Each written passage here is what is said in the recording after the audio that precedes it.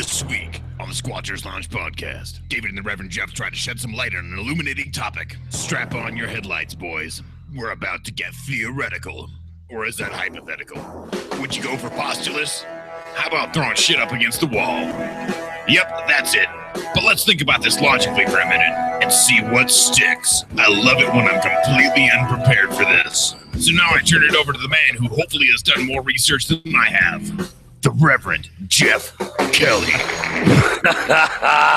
Well, let's hope we got something to go on the air with tonight. Welcome everybody to the Squatchers Lounge podcast.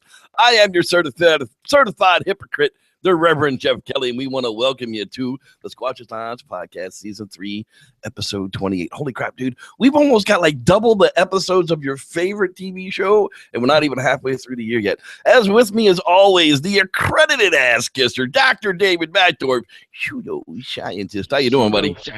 Yeah, I'm great. I'm feeling good. I've got this on my head so that I'm more relevant to the topic of tonight. Yes, much more relevant. Dr. Reverend Relevant. Yeah, well, who gives a flying crap? Guys, we're always into it this time of the day, so we're going to fly right into it. You know what it's all about. It's all about the news. God, I hate the delay in these And things. now, Squatchers Lounge News, bringing you the most up-to-date topics from across the interwebs week after week after week. The Squatchers Lounge podcast. Let's get newsy. Hell, I don't care if you like the show. The news is worth watching it, if nothing else. Gator kills Texas man during late night swim. No shit. You're telling I use in Texas near the Louisiana border. They got gators that swim in them their waters. This fool just like totally skips over the warning signs that says no fishing, no swimming, no boating, no nothing, and just like hops his ass in the wall. Oh, ain't no gators around here, and gets his ass eaten. This just in, people. Gators will kill your ass. David, what were you thinking when you saw this, man? Late night swim, like, you know, when are the gators really, you know, I don't know.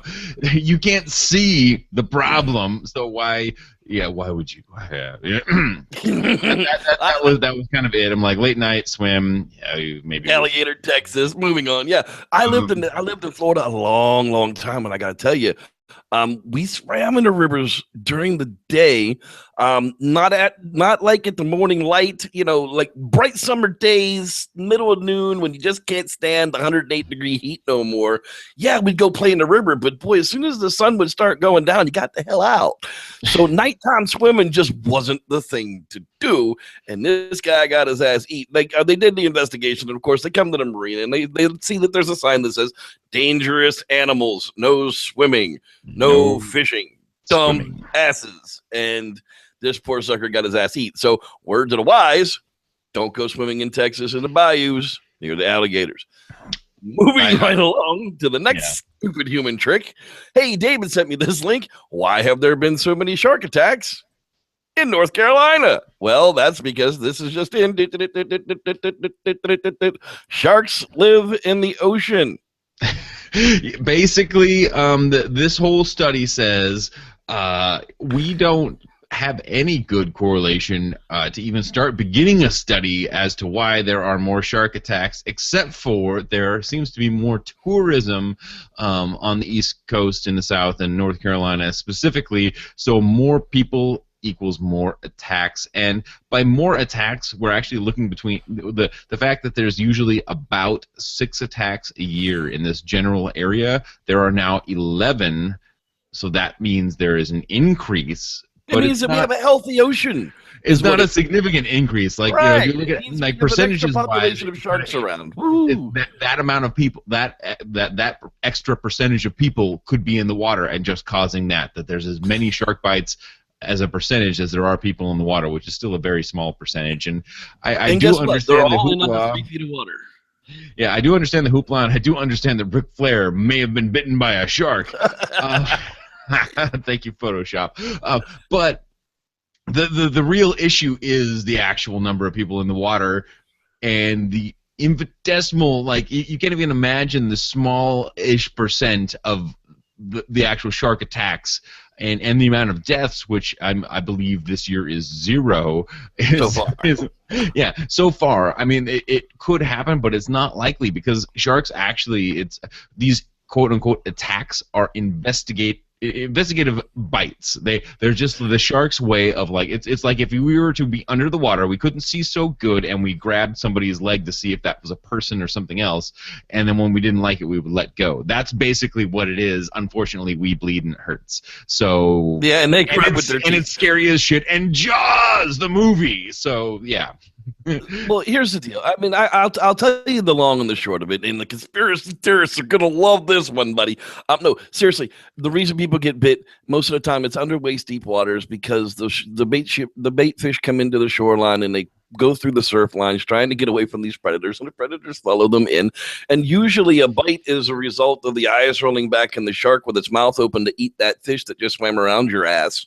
And it catches your leg with its eyeballs closed. It's not even trying to reach out and taste you. It's trying to hit something else, but the way the animal attacks, it closes its eyes first and then takes a big old bite of something. And it goes, oh, shit, that's not what I'm looking for. However, these resorts, here's where the conspiracy part of it comes in. These resorts and these sea towns where the tourism is absolutely needed to keep them running, thriving, and going do not want people to know that they are swimming in shark nurseries.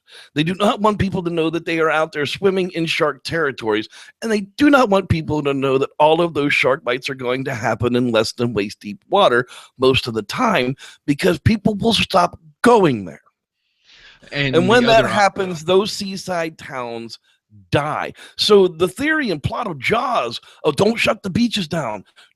That's the long and the short of the truth of what the politics are. I lived in Daytona Beach for a long time, and Daytona is not so much the problem because it's actually north of the inlet, but you go south of the inlet into New Smyrna Beach, which is an insane county of Volusia. It's the shark bite capital of the world, right next to the condo selling timeshares of the world.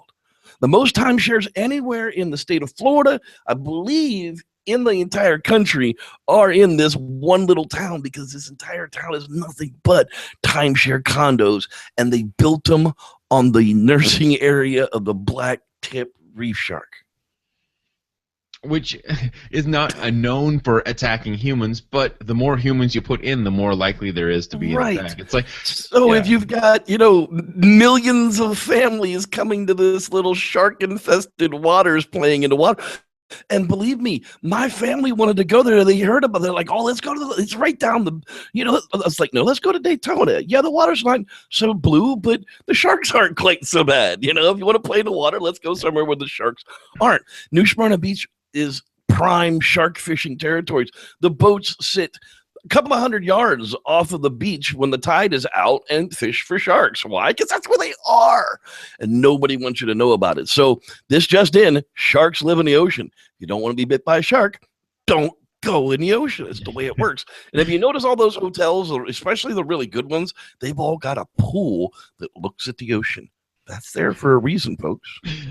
There's an obvious hindsight into that for sure. But yeah, I mean the bottom line is that while these attacks they're really scary while they're happening and it's a big deal, it's such a small percentage of the people that actually go into the water that get bit by sharks that it would be like worried about being hit by lightning in my backyard.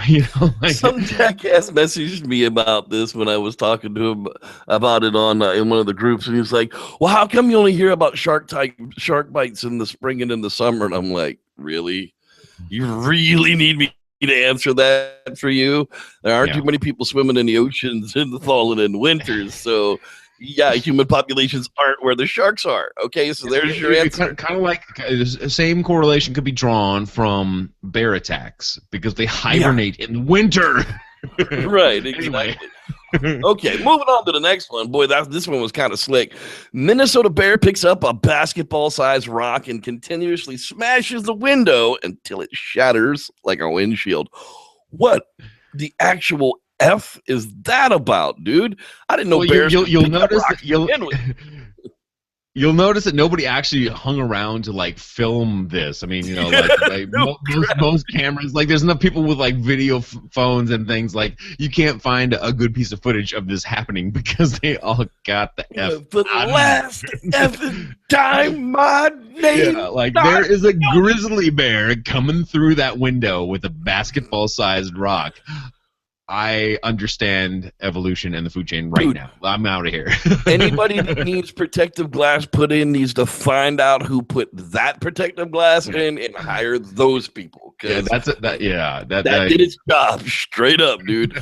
Wow. Well, you know that's got to be like inch and a half thick glass. Well, I think they said there was something like 7 panes or whatnot, and it broke through like 3 or 4 of them. Like, which now, is if that had been a gorilla, you would have just kept tearing through it and kept smashing it with the rock and eventually poked his head out. Understanding that, hey, I'm making progress. Yeah, the bear just gives up when he doesn't get through it 4 or 5 whacks, but that damn gorilla would just peel those layers back and keep on keeping on. Mm-hmm. Oh, that's absolutely crazy. Just one more reason to remember your place in the food chain. Shark bites, bear attacks at the zoo. At the zoo. Well, you know, this goes to show, you know, animals even in long-term care still get a little stir-crazy in zoos.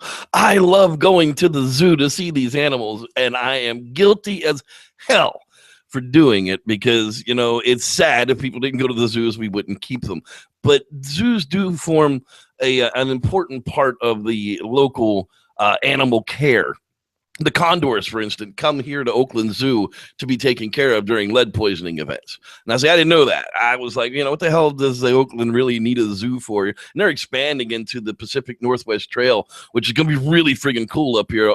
It's a gondola ride up into the park area where the archery range is, and they're going to have bald eagles, brown bears, and you know, all the stuff in the Pacific Northwest that we just love. That are already in captivity. By the way, we're not going out and getting new ones. They're actually transferring them into our care, into these natural type of environment settings, and it'll just be excellently freaking cool. But yeah, they take care of the condors here at the Oakland Zoo. So, you know, what would we do without them? Because, you know, the Oakland Zoo is funded by public donations. It's not funded by like rich mammy and pappies. They're poor. They're a poor zoo, but they do with what they can. And most of that's done by volunteers. And my significant other takes care of the Siamangs and the sun bears and the coatis and the flamingos. She says the flamingos are just dumb as hell. Why didn't we domesticate the coati? By the way, that was like the obvious animal to domesticate. They're like kind of like, you know, kind of cuddly, kind of, you know. Well, you know, actually, you can get coatis as pets in Tennessee. There's a couple of pet stores that would import them for you as pets. They make nasty pets because they raccoon poo. Yeah, well, that's you the know, problem. They got raccoon poo because they're related to the raccoon family, you know. But you know, they got raccoon poo, so they don't make really great pets for inside. Yeah, you can train them to use the toilet after like 19 years of trying. So that's just kind of, you know, been there, done that. We're gonna move on. No coati. That's right. Hashtag no coati in the house, at least. Dude, David sent me this. He's like, are you effing kidding me? No way. Yes, there will never be anything more relaxing than a hot tub hammock. Hell yeah, buddy. No, the hot tub, the bathtub hammock, but you have not seen the hot tub. This thing comes with a portable propane heater. A portable propane heater, circulating water to and from to make sure that you are steamy warm the entire time you are laying out in your snow hammock. Dude, I'd have to sleep in that thing if it was snowing outside. Yeah, I mean, come on. Yeah, naked hanging in my hot tub hammock, bitches. Where y'all at? I no longer need an underquilt. I just need a can of propane. That's right. Well, you got the backyard there, man. You can skip down to your skivvies and get up in the hot tub hammock anytime. Dude, there's a perfect excuse to buy one. You need to get it on with the old lady and get the hot tub hammock for the backyard. That way, when we come up, you can bring it with us out to the woods. I like relaxing in the hammock. I think that the relations in the hammock would probably put my back out. That won't work out so good. Yeah, I don't even want to see two people asked in with this. We'd have to take turns or something. I don't know. I ain't worried about the water because we swim in public pools. That's the reason that nothing will ever be more relaxing than a hot tub hammock, because it's only you in the hot water. That's right. Just you and that warm, bubbly goodness. I wonder if it's. Well, yeah, I guess you have to fart to make it a sauna. 7 things baboons can teach us about love and sex. That's right. Our little cousins, Bonobo. the bonobos, the bonobos, whatever you want to call them. They're such love. More sex equals less conflict. That's right, people. The more sex you have with your partner, the absolute less conflict you'll have. Hell, the more sex you have with everybody, the less conflict you'll have with anyone. That's rule number 1. What do you think, Dave? I am on board with that only because it gets me more sex. That's right. Feminism can be very sexy. Hey, if the feminism is in charge and I'm getting more sex because of it, you're damn right. Feminism can be very sexy. The interesting thing though is like the masculine displays of the chimpanzees end up in like bites and like ears being smacking the head with a stick. And all this other stuff, and the feminine displays of the bonobos, like it's aggressive. They're displaying, they're dragging sticks through, they're putting people in their place, but it ends with sex, like a vagina bumping or something. A display, yeah, some kind of pelvic grind. Yeah. That's bump and grind all night, baby. Sisterhood is powerful. Although female bonobos are about 20% smaller than males, roughly the same ratio as chimps and humans, they dominate males by sticking together. That's right, bitches. You've all seen them in the club. They go, man, you can't go talk to that girl. Look at her. She's with her girlfriends. And they're all just going to beat you with a stick and pour a drink in your face. Don't go over there. We've all gone over there, and we've all been beat off with the stick. That's right. How do we know this? Because that was me last week, bitch. Trust me, don't go over there. She's mean. She's just nasty. You want to get that one that's sitting in the corner with her shirt off already. That's the one you want to go over and sit next to and talk to at the bar. That's chimpanzee thinking right there. That's right. Jealousy isn't romantic. No, while bonobos no doubt experience unique feelings for one another, they don't seem to worry much about controlling one another's sex lives. Nor do bonobos even gossip much. Well, Let's give it a map of morphism. Anyhow. Did I actually? I mean, when it's a free for all for everyone, and sex is an easy thing. It's like a Greek orgy all the time in the bonobo. Yeah, and let's just be we'll be fair. Like sex, like for them and their purposes, usually does not see male to female, because I mean there's male to male, there's female to female, there's all sorts of things. Does not usually include full penetration or ejaculation. It's just a brief sexual stimulation, if you will. Yeah, we're going to get on to number 6 with that one. Yeah, so there's promise and promiscuity. That's right. All the casual sex among bonobos is arguably a big part of what makes them made them among the smartest of all primates. That's right. Until human beings came along and messed things up for them, bonobos enjoyed very high quality of life, low stress, and plenty of social interaction in hammocks. Hammocks, doing it all in hammocks. That's right. 6, good sex needn't always include an orgasm, and casual doesn't necessarily mean empty or cheap. Although I got to tell you, every time I've ever had sex and not had an orgasm, I felt pretty empty and definitely pretty damn cheap. I always felt pretty full and pretty disappointed. Full and disappointed, yeah. Not empty or cheap, full and disappointed. There's a good way to put it. Yeah. And the 7th thing they tell us, sex and food go together better than love and marriage. That's right. If I can have me a toasted cheese sandwich and tomato soup while getting it on, I think I'd just have a heart aneurysm and die. I would take a Philly cheesesteak and a blowjob over a horse and carriage. Yes. Oh, dude, talk about the Philly cheesesteaks here in Alameda. Oh, my God. Those were fantastic at the sub shop. Mm-hmm. Woo, I haven't been back since. I need to go back there. All right. Finally, we're getting into some Bigfoot stuff for you friggin' Bigfoot freaks out there. Sasquatch confessions. I was zapped by Bigfoot.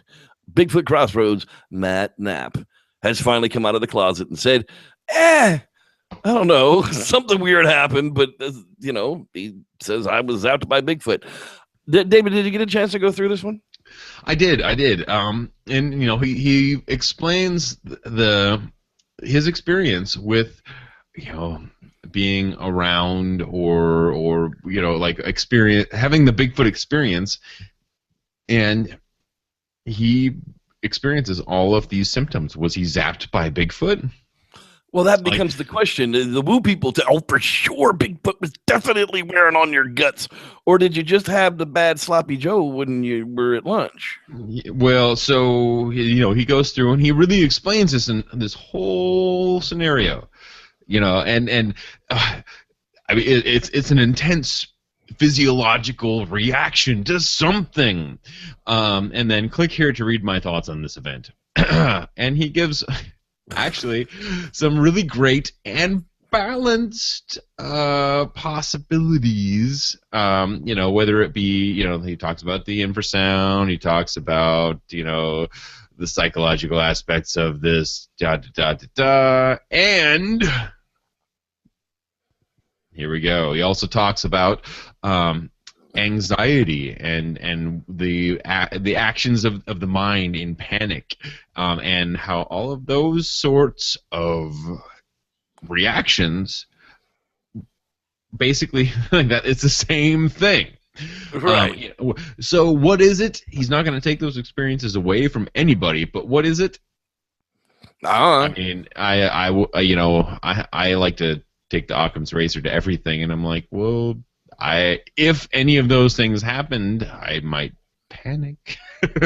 Well, I can tell you this much. Every time I go to the Sierras, I experience all of those symptoms. Now, I can wrap them up to altitude sickness. Yay, me. But the first time I went up there, it was kind of weird. I mean, it was like, why am I feeling this way? I'm not a lethargic person. I'm up 20 hours a friggin' day. I don't close my eyes and just go to sleep when the sun goes down. Why do I want to puke all the time? Why am I blowing water out my bum? I mean, there's a whole bunch of things that start going through your mind. And you start Googling the symptoms. It's like, oh, altitude sickness. Jeffrey, I think we're officially dealing with the fucking Sam Squatch. Sam Squatch is definitely affecting the way you're feeling up here, mister. You're psychologically linked. We're going to have to psychometrize the shit out of that one. But so, yeah, I mean, so this is an honest account of what happened to the man and what he can attribute it to. But in the end, just like Stelios's thermal footage, thermal sighting, it's a personal experience. And that's as far as it can go. Yep. But I like it. Go to Bigfoot Crossroads and check it out for yourself. There's a lot of good stuff on his blog. Hey, we found this week. BigfootFinder.com. Resources, the survival guide. Bigfoot survival tips. That's right. How to avoid Bigfoot altogether. Don't travel in Bigfoot country, bitches. I mean, these are just some simple things, but I love the site. Did you get a chance to go through this stuff? I did. Although I would actually add to that how to avoid Bigfoot altogether. Stay home. Start looking for Bigfoot.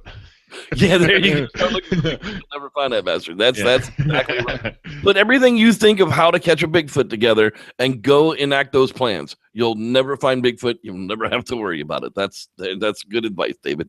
Yep. There we go. Bigfoot is territorial, but usually won't attack unless provoked. Well, I wish we knew who that story came from, because the Bowman story, he sure as hell got himself wrecked up there in trapping country, according to old Teddy Roosevelt's accounts. So, I don't know if we're going to be listening to this guy for everything. Don't overhunt the area, like keeping within your tag. I guess Bigfoot knows how many tags you have, so if you take one too many deer to feed your family, Bigfoot might have a problem with you. He's going to be pissed off. Don't destroy his habitat. Avoid leaving raw meat out. Whoa. Don't leave a banana-looking bunch of sausages out in the hanging tree. from a branch. That's right. That's right. Don't draw unneeded attention to yourself. Don't play Kumbaya by the fireplace. Just don't do it. I am so screwed. That's right. Dude, we were all over with the guitar up there in the Sierras, man. That's why Sam Squatch came into camp. Offer him food other than yourself. You have a successful chance of survival of 80%. If you are funny to the Bigfoot, you have a chance of survival of 60%. I guess he's a critic of stand-up comedy, so don't tell him two guys walk into a bar. Act crazy, you'll have a chance of survival of 35%, because Bigfoot is a psychotherapist. He'll know that you're crazy for sure and run away. If you try to outrun a Sasquatch, you have a 20% chance of winning, but only if you're with your fat friend, because you don't have to outrun the Bigfoot. You just have to outrun your fat friend. You can play dead and have a successful chance of survival of 15%. Now, you figured out why they always drag them by the arm or by the hair, right? Because if you drag them by the feet, they fill up. You can rush him, you have a 10% chance of survival. That's right. You two can, I'm bigger than you are, and run right at him, and maybe he'll get scared and run away. But if you're just a bitch and start crying, you've got a 3% chance of survival. Bigfoot's probably just going to rip your arms off and beat you to death with them in your head just to shut you the hell up. True story. True story. We should rewrite these for ourselves. Oh my goodness. Yeah, I was gonna say I think 3% was the oatmeal.com did your chances of surviving with a Bigfoot. That's what I got. Surviving sex with a Bigfoot. I had a 3% chance of surviving a sexual encounter with a Bigfoot. You can check it out at bigfootfinder.com. It was actually a lot of fun. Okay, fellas, it's time. Dr. Sasquatch Soap Company. That's right. Step in the shower, escape to nature. You too can have cool essence like with the pine tar. Yeah, dude. Pine tar, gold moss. They got a subscription, $5 a month to get you a new bar of soap every month, and they just keep rotating through their stock, I guess, because they've only got like 4 flavors so far. But yeah, man, I mean, I've got some of this stuff as beard balm, and it smells really good, and it makes you smell like a man, not like a bitch. You know, sorry, but these guys that are coated in hair gel and Axe don't smell like what men smell like. Pine tar, moss, balls, and no, wait, maybe they don't have the balls scented one. No, yeah. I don't think. No. Let's get it. Pine tar, gold moss, cedar citrus, and that's it. Maybe that's it. Oh no, bay rum. Okay. Spearmint basil scrub, Elliptus Greek yogurt, cool fresh aloe, deep sea goat's milk. That one's probably close to balls. Deep sea goat. Wow. Driftwood, Hemlock Trail, and you can get a deluxe gift box of 4 of the most popular soaps for $75. So this isn't cheap stuff. This is good handmade. I mean, this is artisan stuff. It really is. And they just took on a cute, chink on Dr. Squatch Soap Company, and I think it's fantastic myself. You can catch it at drsquatch.com. I'm into it. Like anytime I can smell like a tree without getting ticks is good. Yeah, I'm going to have to go and order me up at least 1 bar of it and send them a quick note after the show for sure. Okay, guys, July 19th, you're invited to the Portland's largest Bigfoot town hall, sponsored ever by Squatch. That's right, $5 ticket gets you in the door. Become a member, $50. Save you a seat for the $5, and you can also become a member for $50. I don't know why they have that like 5 places on the page, but they want you to know that, hey, seats are only $5 to get into the Monster X hosted Gunnar Monson of Sasquatch Coffee. That's right. Shane Corson of the Olympic Project proudly present a Hopsquatch Bigfoot Town Hall event. Sunday, July 19th, noon 30 to 3 o'clock, Northwest Quimby Lucky Lab. That's right. They're at the Lucky Lab in Northwest Quimby, 1945 North Quimby Street, Portland, Oregon. 97209. You've been there, haven't you? Yeah, that is a great place, and I love how they went from the small room when I was there to like they've taken over the big room, and I would love to. I'm gonna try to make it to this one, but I my schedule is really tight right now. But if I can, I'm gonna be there, whether I have to like forego sleep or not. This is gonna happen. Well, it should be a hell of a time, one way or another. Finally, to wrap it up the news tonight, the Bluff Creek Trail Project summer campaign for 2015. That's right, Jamie Wayne has opened up the donation box again. We're already up to $112 raised in just a few days. We're looking to make $561 to get the SD cards and the batteries changed up in Bluff Creek. $300 though will buy you a camera down in Bluff Creek for us to use. That's right. We'll put a camera in your name, become a camera sponsor for just $300, and they'll put a camera down on Bluff Creek. Covers the whole brand new trail camera system with a bare box, memory card, and batteries. All contributors at this level will also get an invite to come hang out and camp with them at Bluff Creek, which is actually going on right now for this summer. They do several of them a year. If you want the camera back after the season or two, that's fine too. We can ship it back as soon as we can collect it. So you can check that out at the Indiegogo campaign and search for Bluff Creek Trail Cam Project, and that'll pop right up for you. Every year we kind of meet the goal on this for the last couple of summers since the Squatch Sounds podcast has been pimping it. That's right. I'm being a pimp whore once again. And, go out and send them $12 for a battery sponsor. $50 gets you a film site map pack after Jem gets them all together and sends them out. $100 gets a camping invite. Go on out and camp with the guys for the 4 days that they'll be out there. They're actually out there right now. If you contributed right now, you can get there. They come on down. That's the way it usually works out. And for $500, they'll give you a private trip to the film site. That's right. You can arrange it with the guys to have a private guide down to the film site just for you for a donation of only $500. That's pretty damn cheap if you ask me.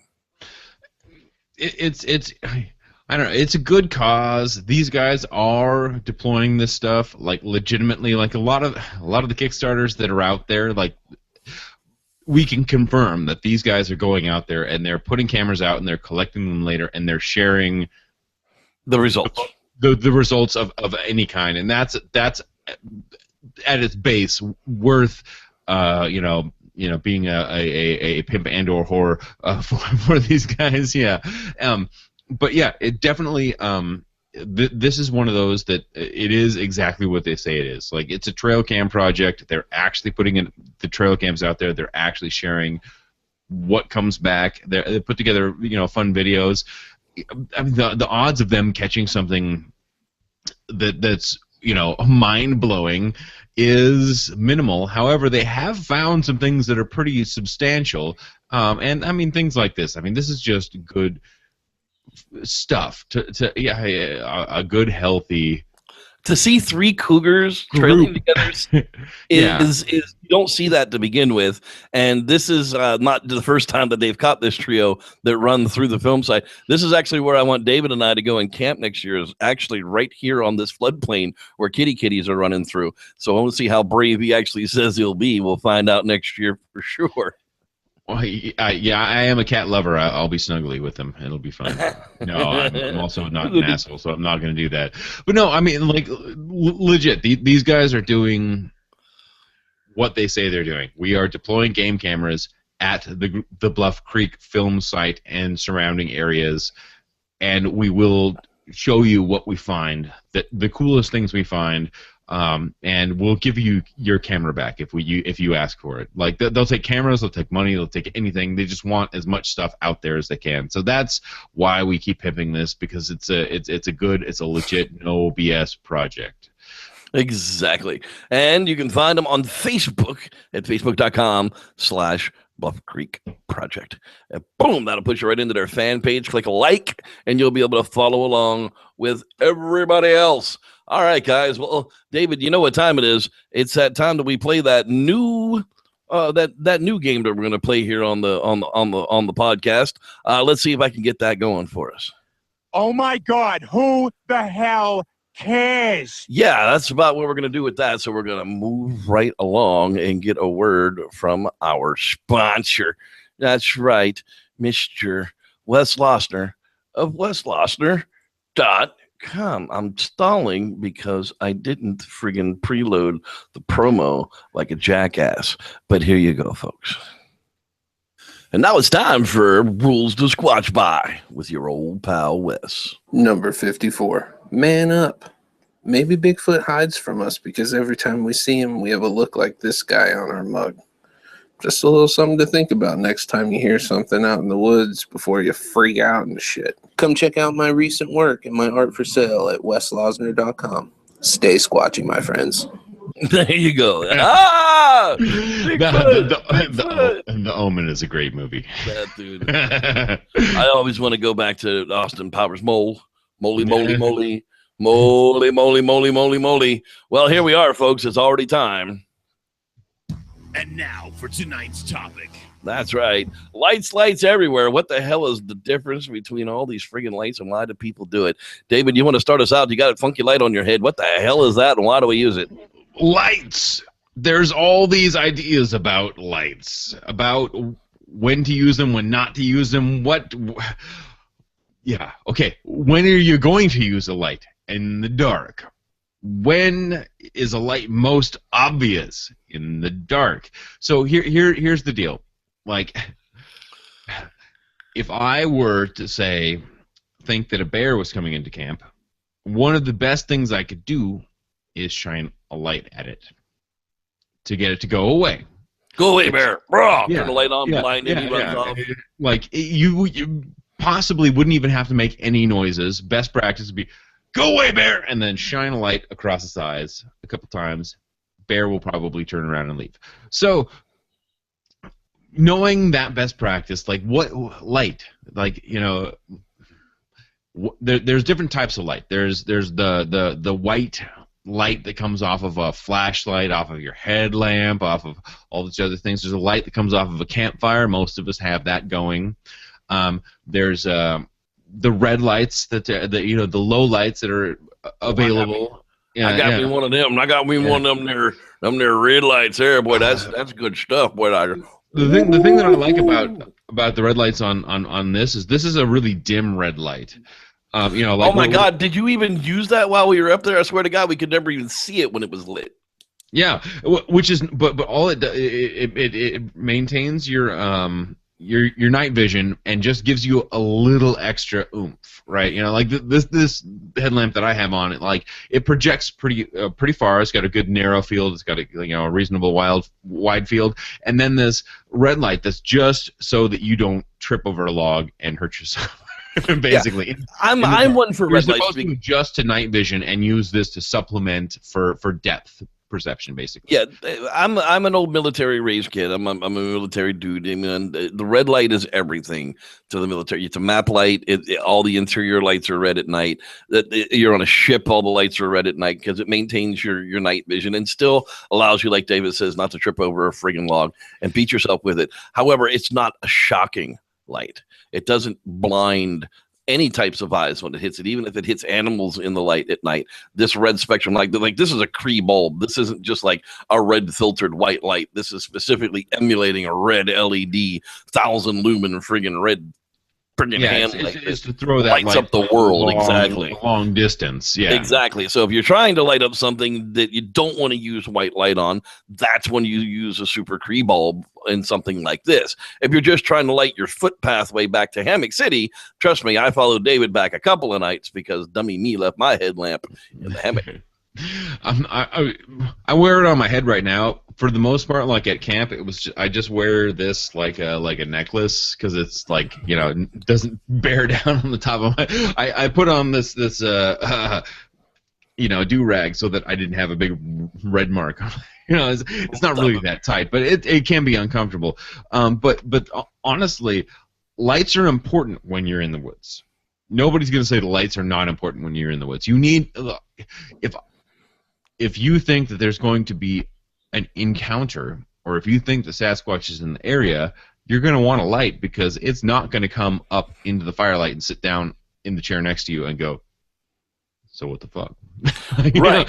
But you don't want to use white light sitting at the campfire and every time there's a pop in the woods, take your white light and shine it into the forest either, because if Biggie is walking in, to sit just outside the firelight, you're going to scare him off. Ideally, you'd want to use those white lights in conjunction with some type of filming apparatus and go, okay, guys, on the count of 3, I'm going to light Biggie up and we're going to get him on camera. Like the show promo shot tonight. I actually have that still. This was from the Pennsylvania backyard white Bigfoot footage. The guy is walking all around in the backyard with the flashlight, and then comes across this tree, and lo and behold, there's big white Bigfoot standing there, just all of a sudden, and like a flash, he's gone.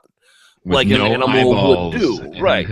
We're Yeah. always wondered about this one, whether it was CGI or whether it was a costume, because no one's ever kind of come forward with it. If it's a costume, that's a legit like prosthetic costume. Because I think somebody bought is like just a special effects kit or something and was just Yeah. playing around with it, and this is what they came up with. But those eyeballs, man, like to have the eyeballs be that big and that sunk in. dark, yeah.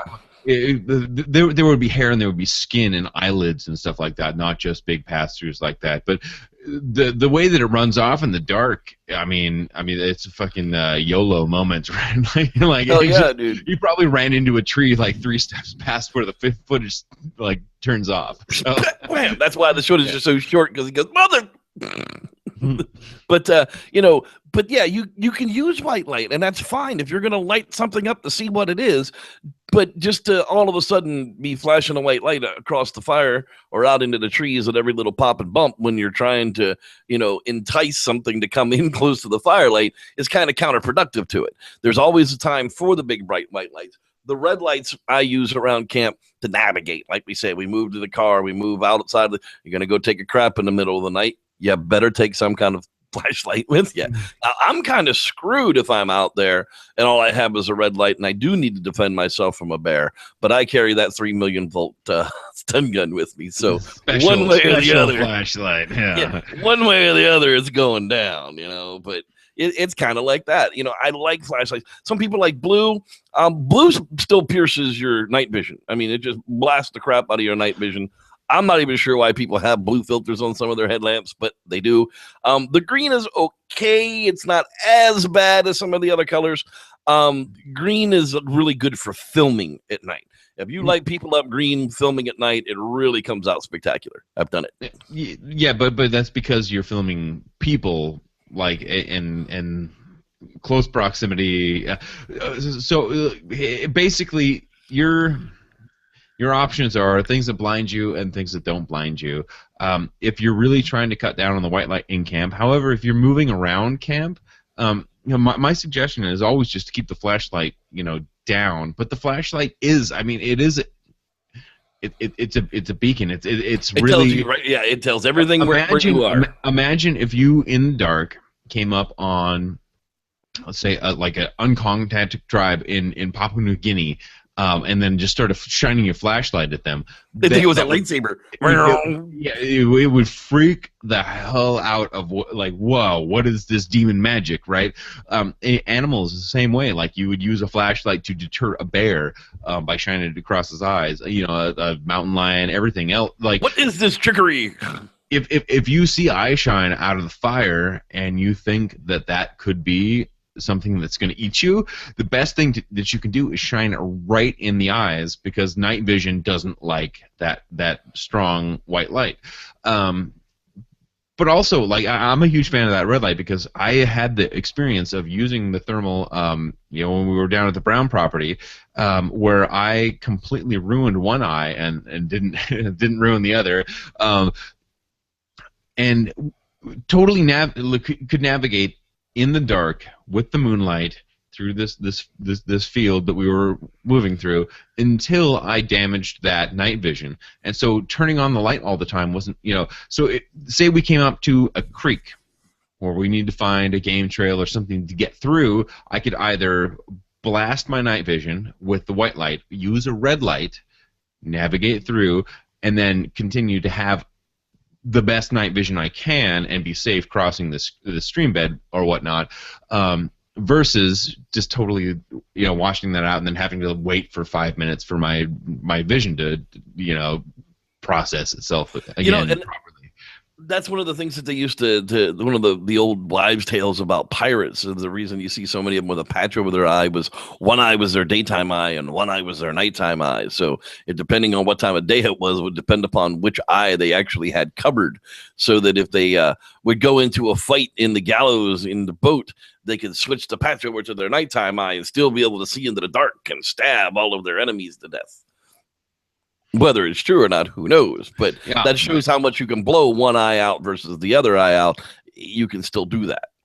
Well, Summers, I'm a glasses wearing individual, and I cannot take. Blind as a Batdorf. I can't take it off.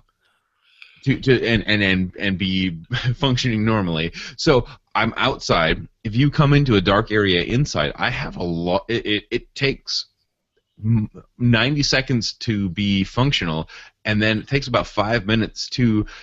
But here's the other thing. Like, if you really do have the white light and you don't have the red light, you just have to know. Okay, here, if I just, to be safe. I'm always about safety in the woods. Like, to be safe, you just sit down. You know, you cross the stream bed, you get through the dangerous area, you cross the rocks or whatever with your flashlight. Just sit there for 5 minutes. Stare at a tree in the dark, and eventually your vision will come into where you can see that tree. Then you go again. Either that or your mind will take off and you'll imagine there's a Bigfoot standing there. Yeah, one of those two things. Either way, success. That's right. We win, win-win. Either way. Win-win. So what really happens, though, is like we're not willing to wait for our bodies to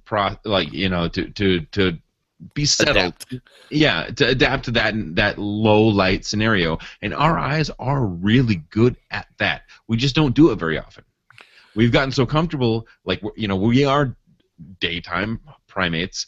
We do like to function during the day, but we do see really well in low light if given the time. If you can get far enough away from your car, from your house, from your flashlight. If I remember, especially as a kid, your night vision is better as a kid, and it does deteriorate as you get older, or whatever. But I remember as a kid, like, I would just go away from the fire and just go sit, like, kind of on the bluff down to the river, sit on a rock and just look at the sky. Until like all the stars really popped out, and not realizing that it was my eyes that were becoming acclimated to the low light. I just thought that, it took that long for me to focus on all of those stars. But you really do get really good at that. And it's something that I think that, maybe people who want to be, outdoorsy should practice more often, is not just staring at the fire, but going away from the fire and seeing how quickly your night vision comes, because everybody's different and it all processes differently, but like how quickly and how good your night vision is, and that'll tell you how much light you actually need. If you're going to go on a night walk, don't take a flashlight. Just go outside of the firelight, sit down, 5 minutes. Seems like an eternity when you're sitting there in the dark, but and no indiglow either. You're like, just figure out what 5 minutes is, sit there, and then walk. And I'm pretty sure that we would all be savvy to stay on a reasonable rock trail at that point. It's crazy how that happens. But so here's the thing about the light. We're talking. It's a deterrent to anything that's coming into camp. It ruins your eyesight. But why is it so taboo at all to have it in camp? Just being a normal campsite and using it to get around, using it for, hey, I got to go piss on that tree over there and that tree right there, looking at your pathway first to see if it's clear. Some people will freak out if you use that, if you even turn your light on at night, yet there's a fire right there that smells, it makes light, it does all of these things. It's not just red light. It looks red to us. It is a low-frequency light, but it's not just red light. So why is that? And I mean, there's a lot of scientific-y things I could get into, but it basically it goes back to the fact that there's either you use a flashlight or you don't. Yeah, and for me, I'm you know me, you see how I go around camp. I mean, literally, the only reason I needed a light to go to the hammock was because it was dangerous to go up to the hammock without one. I mean, I walk around camp without any flashlight at all. I go to the car, I move her. I'm used to that type of thing. That I don't sit there and stare at the fire. I sat there and watched everybody else. Well, Justin didn't really sit and stare at the fire either. We kind of sat and stared out into the darkness and enjoyed the warmth of the fire. But everybody was sitting around just staring at the fire dancing, which is one of the things that people think that Bigfoot gets attracted to is the campfire for the same reason that it is mesmerizing. But it's true. If you sit there and stare at the campfire and then look off into the darkness, all you're going to see is what's left over of the remnant dance of the campfire in your eyeballs. But it is that ability or not. Some people have horrible night vision. Some people are practically night blind. The very first time I ever saw Las Vegas was after a full day and a half of driving through the desert. We drove the middle route through the high desert and literally through New Mexico for hour upon hour upon hour. And it was October, so it was long friggin' nights, and so it was dark for a long ass time. We finally came into a little town called Boulder, and we filled up with gas, and that kind of blinded the crap out of me. And we drove up around the corner, and then it was dark again through the mountain pass, and then, Vegas is just laid out in front of you. We were going to stop again, but literally the light from the Luxor beacons 300 miles out into the New Mexico desert. So for 300 miles out into the desert, it's like, it can't be that far. I keep telling my buddy, it can't be that far. Yeah, I can see the damn light. We're just going to go to that light, but we're going to stop when we get to the damn light. Okay. 11 hours later, 4:30 in the morning, we're still driving towards that light. It wasn't quite that bad. It wasn't 11 hours. It was probably more like 5, but yeah. Feels like 11.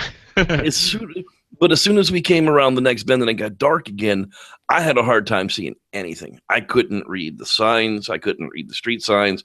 Even the lines on the street were difficult to read after being blasted that much light in your eyes after being so dark for so long.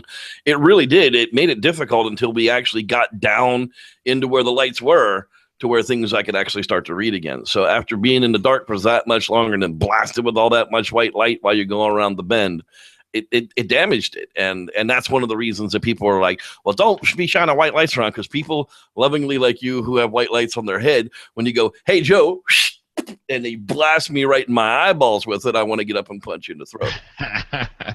Yeah. I attempt to not shine the white light. Yeah, if you're going to wear one of these on your head, you have to know. Don't look directly at people. But if you have glasses, you have to. I have no peripheral vision. I can't be like, what? No. Yeah. I am right there with you. But yeah, sorry, the thing with the white versus the red light. I mean, my problem with being okay with red light and not okay with white light is that we have primate eyeballs. They're binocular color vision eyeballs. They're very similar at their base to every other primate's eyeballs. And okay, Sasquatch is probably going to have primate eyeballs. Color, binocular vision, front-facing eyes that can see the same light that we do. So a red light is probably exactly the same to a Sasquatch as a white light. So the people who are like, no white light, I don't know so much that it would be the same. I think it would be a whole lot more intriguing. I think a bright-ass red light being shined out like a beacon, just like I followed that beacon from the desert into Las Vegas. A big, shiny, bright light like one of these Crees might, because it's not going to see it the same. It's going to see it like we do. We see it as a big, bright red light versus a big, white light, where every camper in the world's got big, bright white lights. Who is this jackass with this big, bright red one? Maybe that's why they're like mundane assholes, and then throw orbs in the sky. That's right. Orbs in the sky keep on falling. And some such. My whole thing is like, low light, white, like the highlight. I mean, it's just the different frequencies of light. It's like whether or not you hear a bass frequency or a treble frequency, it's all music. And well, that's debatable. Yeah. So you understand what I'm saying? It's I do. Light. It's a visible light. It's a visible source. What the hell is that? One seems softer to us, sometimes because we turn it down, sometimes because our eyes don't react to it because we don't see that spectrum as well, or it doesn't include the rest of the spectrum. But it's still visible, is what I'm getting at, and it's still light. And whether it's low music or high music, it's still music.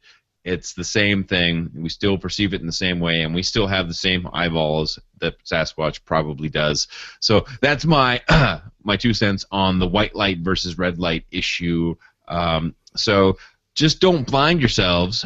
Be safe, and if you want to blow your night vision, wait 5 minutes. That's right.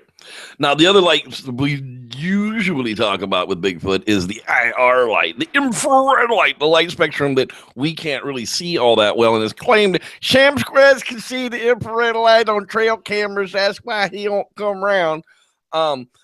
As that technology is getting better, they're getting brighter and smaller power sources. So we're actually going to be able to, at some point, do what I call light absorption. Basically, night vision doesn't care about the darkness between point 1 and point 2 as long as the IR light is strong enough for the night vision camera to pick it up. So if you basically have a camera trap, a light trap, not even a camera trap, a light trap that you can get Biggie to move into, you turn those IR light pumps on once he's into it, that night vision camera setup is going to record whatever is being illuminated by that IR light at that point. So the IR light doesn't even have to be attached to those night vision cameras. The IR light just has to illuminate the item that you're actually going for. It'll still look like it's a long distance off, but you'll be able to see all the detail because the IR light actually pumps the living crap out of it. And I can just see some kind of a trip or some kind of a tripwire that when something walks through it, those IR lights just come on for 10 seconds and light it up, and you can just set it across the field. A good night vision camera, maybe when they get up to 12 megapixels to where they're affordable, set it 200 yards away, and then anything that lights that sucker up, it's like a remote camera trap, only it's always recording from across the field. Just a theory of mine. We'll see when the technology comes into effect. It's just not here yet. And the low-level infrared, like you could take it down to a point where you're using wavelengths that most animals can't see. Or, like, and unless you're a fish, which we're not using that on at this point, like you can't, you can't see that low of a level. Yeah, so there's ultraviolet. We see from red, Roy G. Biv, red, orange, yellow, blue, indigo, violet. Those are the color spectrums. Even the color that everybody turned their Facebook profile to. Yes, the Roy G. Biv. And so when you get to that point of where what's after violet, we don't call that anything else. We just call it ultraviolet because we can't see it, and we just we assume a wavelength frequency. And so what is infrared? It just means below red. We can see down to red. What's below red? Well, we don't care. We can't see it, so we just attach a frequency to that. A light frequency. Infrared, right. Yeah, and we call it infrared. It's below red or it's above violet, and everything in between, is the rainbow, right? What we can see. So just know when you're looking at a rainbow, there's frequencies below that and above that. Especially when you see a rainbow in the rain, you understand that there's definitely like a hazing out to the edges that you can't even. Your eyes don't pick up above and below that. This is our frequency, and what we see between here and here is what we same like we can only hear the ultrasound like that they use to film the babies in the belly is above what we can hear. Infrasound that we always talk about with Sasquatch is below what we can hear. So infrared is below what we can see. What can Sasquatch see? Well, we don't know. If you spend more time, and natural selection says if you're awake at night more often than we were, as monkeys and primates, we jump from limb to limb. Brachiating primates, we need to know depth perception and the things that light helps us with. So we needed to know what daytime dimensions were. So that makes more sense. Now, nighttime, you might need to know more the lower spectrums and see below red. It's possible that Sasquatch can see into the infrared spectrum, but how far the new technology can actually go far enough to where you can set a low light infrared trigger to trigger a higher. Yeah, they're calling them black glow. Yeah, That's how low they are. They're black glowing lights. A black glowing light to where it would you could maintain that most animals can't see this light. Again, unless you're a fish in the deep sea, and then trigger higher spectrum infrared. So still below what we could see, higher spectrum infrared that the animals may still not be able to see to take pictures of them. That's the kind of technology that we need for this Sasquatch question, to rule out that infrared or extrasensory, like, is it a smell, is it a sound, is it this, is it that? Well, that would rule that out if we could get a photograph that way. It would be like, oh, well, they can see infrared, the cheap infrared that's pretty much red, like we can almost see it, versus the more expensive super black infrared, which just sounds, super kitsch. Absolutely. But yeah, anyway, that those are the sorts of things. Light is more than we can perceive, but just know that the more towards the red, the purple, and the purple is not a bad color either. But like the more into the red that you get, you're going to be able to maintain your night vision and get back to 30 seconds versus 5 minutes of just a straight white light. Like, oh, red, white, red. Yeah. What? Yeah. That's blinding as hell. Look at that crap. Blinding as hell. Yeah, it's going to take you a while to get back to that. It took my camera a while to get back to that, and that works faster than the human eye. So there we go. That's absolutely right. Well, that's the discussion on lights and why. Mr. West Lobster wanted to know why we use the lights we use. Well, there's a good topical discussion on why we do the things we do in the woods. Not everybody agrees with us, and you ain't got to, but that's why we do it that way. Going to wrap it up for us this week on the Squatchers Lounge podcast. Don't forget to go out to the fan page at facebook.com/SLounge podcast. It's going to put you to the fan page. Click like. You got to click the like button when you go there, people. It doesn't work if you don't click the like button. Then you can find us at facebook.com/groups/SLounge. That'll put you in the group discussion where we hang out during the show, after the show, around the show. Pretty much we're there in and out all day long. You can find us on our YouTube channel at youtube.com/SLounge podcast. And Mr. David, you got any final thoughts for this evening, sir? My final thoughts for this evening are balls. That is all. Balls. That is all. It's going to wrap it up for us on this edition of the Squatchers Lounge podcast. Thanks for watching. For Dr. David Batdorf, accredited ass kisser, I'm your certified hypocrite, Reverend Jeff Kelly. We want to say thanks for watching. May the Squatch be with you. That's right, bitches. Go home. Thanks for watching, though. It's really cool. We had more people watching tonight live than ever before. No freaking joke.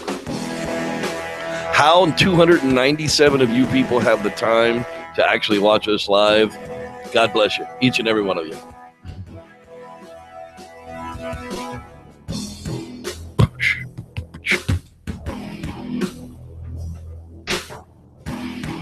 Can I take this head off my light now?